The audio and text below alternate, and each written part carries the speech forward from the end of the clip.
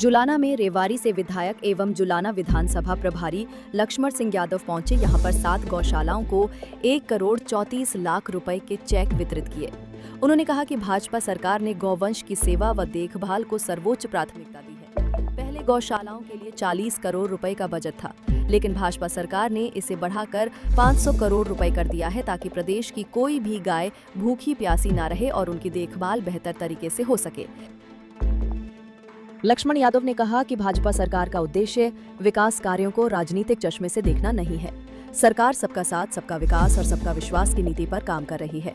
उन्होंने ये भी स्पष्ट किया कि विकास कार्य उन विधानसभा क्षेत्रों में भी कराए जा रहे हैं जहां भाजपा का विधायक नहीं है। इससे ये साबित होता है कि सरकार जनहित में कार्य कर रही है और किसी प्रकार का भेदभाव नहीं कर रही है।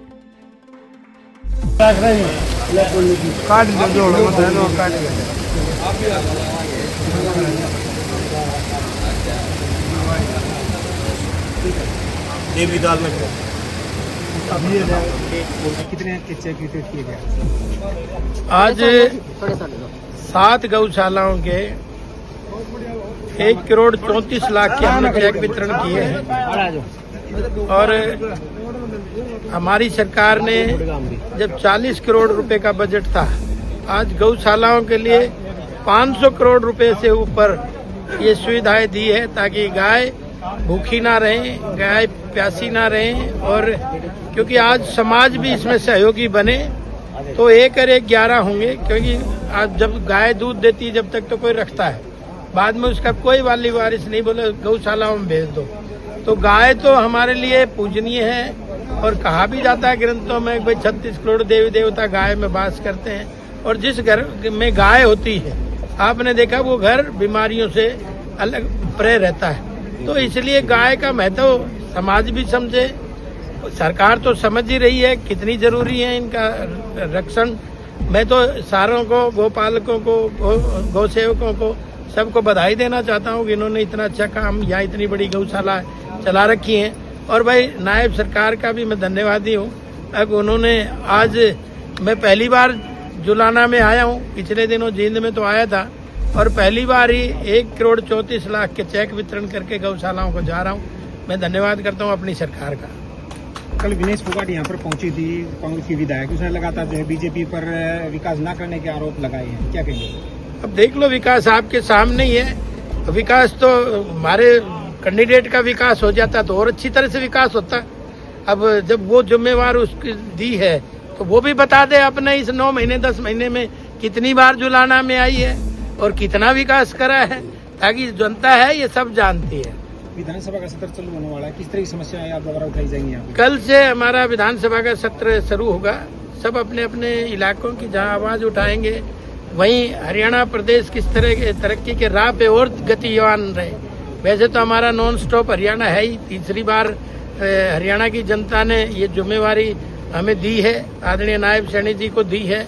और आपने देखा भी होगा कि 24 घंटे मुख्यमंत्री के दरवाजे खुले रहते हैं, हर आदमी की शिकायत सुनते हैं और उनका समाधान भी करते हैं। विधायक जी, लगातार कई गांवों में जल भराव है अभी काफी समय से। बारिशों में देखिए जल भराव तो होता ही है, और मुझे अभी घूम के देखूंगा जुलाना की भूमि को, हो सकता है कलर हो सकता है वाटर लेवल ऊपर हो, उसकी वजह से भी। और भाई बारिश को कौन रोक पाया है? आपने देखा है अमेरिका में बाढ़ आ रही थी, चाइना में बाढ़ आ रही थी, और ये चीजें तो सीजन पे आती हैं। और ये भी कुदरत भी जरूरी है। अगर ये चीजें ना हो तो पानी भी पीने के लिए चाहिए, तो पानी पीने के लिए चाहिए तो बारिश भी जरूरी है, इनका रख रखाव भी जरूरी है। हमने तो पीछे तालाबों को भी रख रखाव के लिए सरकार ने खूब पैसा दिया है, ताकि आने वाले समय में कोई प्यासा ना रहे। तो अनेक ऐसी योजनाएं हैं जिन पे हम विधानसभा में भी चर्चा करेंगे। विधायक जी, सीएम साहब ने रैली में घोषणा की थी जुलाना के विकास को लेकर, उन पर काम कब शुरू होगा? उन पे भी जल्दी काम शुरू कराएंगे। अभी फिजिबिलिटी है, आपको पता है, अगर लेंथी प्रोसेस होता है सरकारों में, वो कहाँ से किस किस डिपार्टमेंट से उसकी फिजिबल रिपोर्ट आएगी, तो वैसे ही उस पे भी शुरू करवाएंगे। आप भी फाटक से होकर गुजरे थे, यहाँ पर लंबा जाम लगता है, घंटों तक फाटक बंद रहती है, इसके लिए फ्लाईओवर की मांग करी थी।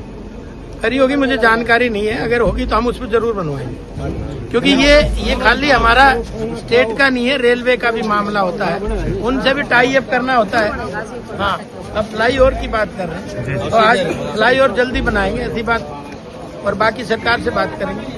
और तो यहाँ एक ले देके एक चेयरमैन यहाँ पर बना था, वो भी विशेष के आरोप